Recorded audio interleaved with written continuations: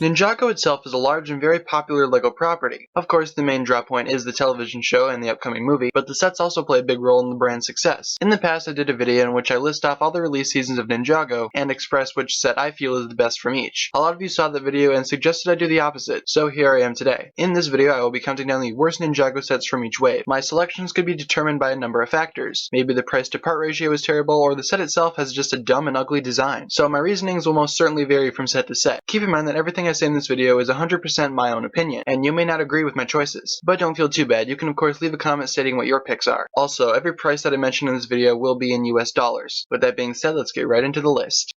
Alright, this one was a tough one because many original release sets were actually fairly solid. We didn't really get scammed out of our wallets as much as other seasons, but holy crap does Knuckles ATV look like a waste of time. I won't talk about it too much because obviously I didn't get a lot of the original wave sets, but in a way I'm pretty happy I didn't. If it's supposed to be an ATV, why is it the size of a UPS truck? It's ugly, unappealing, and just disgusting overall. The plus of this set of course is its relatively low price and the inclusion of a spinner, but come on, it's not good. I thought about going back at some point and getting some of these older sets to add to my collection, but this is one that I will definitely skip.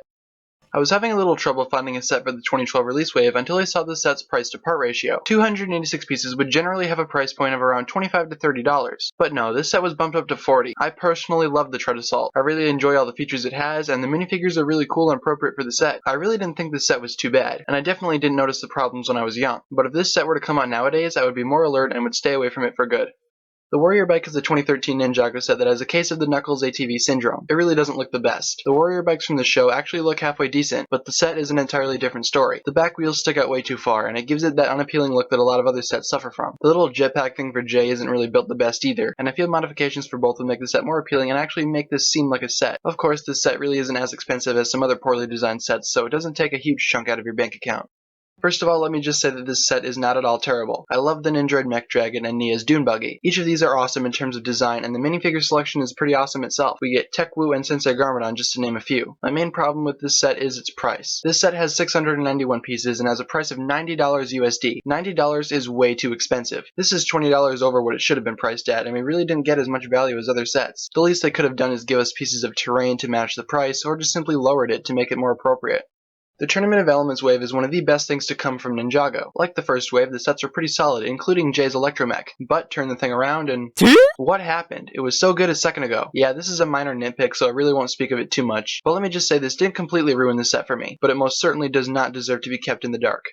Okay, I know this is two J-themed vehicles in a row, but try not to get too bent out of shape. In the show, this vehicle was actually pretty cool. It did what it needed to do, and it was fine. But the set is a different story. This is another set in which the design certainly does not help its case. What is with these J vehicles having random splashes of ugly colors incorporated into their designs? Blue and yellow and black are perfectly fine. We don't need red, and we most certainly don't need brown. This is simply a case of my OCD kicking in, but the Jaywalker one has some really ugly colors and a really ugly name. That also really doesn't make much sense.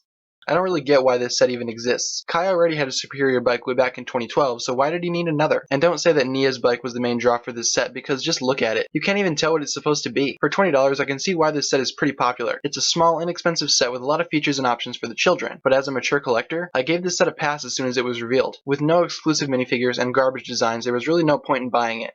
And speaking of garbage designs, wow does the Ultra Stealth Raider look awful. I know there are some people out there that really like it, but what was wrong with the Ultrasonic Raider? There was really no need to bring it back, and especially change its design to a less superior look. The set itself has a lot to offer, with the 4 original ninja coming back and some great villain choices. There was really no need to bring back the Ultrasonic Raider and change it up. I will admit though, combined it looks relatively solid. Not as solid as the original, but still fine. But when it splits up, let's just imagine that this doesn't happen. And finally, my choice for the Hands of Time wave is another one in which the design is sort of just unappealing. I'm not a fan of the Vermilion Invader at all, because really, it just looks like a failed attempt at recreating the Warrior Bike from 2013. And we all know how I feel about that set. Zane is in the set, but he really doesn't get anything, throwing off the balance completely. In reality, you're really paying $30 for a larger, more misshapen version of an already weak set. All in all, this set really doesn't do it for me. It's not downright terrible, but it's most certainly not good by any means. So there you have it, my listings for the worst sets in all of Ninjago. Thank you guys so very much for watching. If you enjoyed this video, feel free to give it a thumbs up rating, and be sure to hit that subscribe button, guys. It really means a lot to me. Don't forget that the comment section is yours for any discussions you want to have, or if you just had a general comment, that's fine too. Also, be sure to leave your video suggestions down below as well for a chance to have your idea featured as an actual video sometime later on. Thank you guys so much for watching. My name is TannerFishies, and with that, I bid you farewell.